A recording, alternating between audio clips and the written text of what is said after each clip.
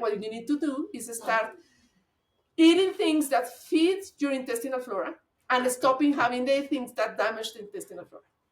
When you say intestinal flora, really dumb that down. Explain what is intestinal flora. The intestinal flora is the microorganisms that we have inside our gut. Okay, so those are the microorganisms that are inside of our gut. That's the intestinal flora. And what feeds the intestinal flora? Fiber.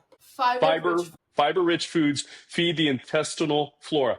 Now, what happens when you ingest bad foods? What happens to the intestinal flora? Well, you starve the intestinal flora, you damage the intestinal flora, and then that balance is like an ecosystem. You know what I like to explain it this way. If you get rid of the frogs, be prepared to have a lot of flies and mosquitoes.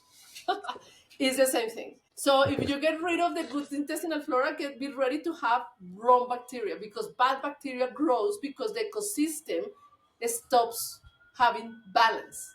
And that's a big problem. So fiber feeds the intestinal flora, and you need good intestinal flora for a strong immune system. Exactly.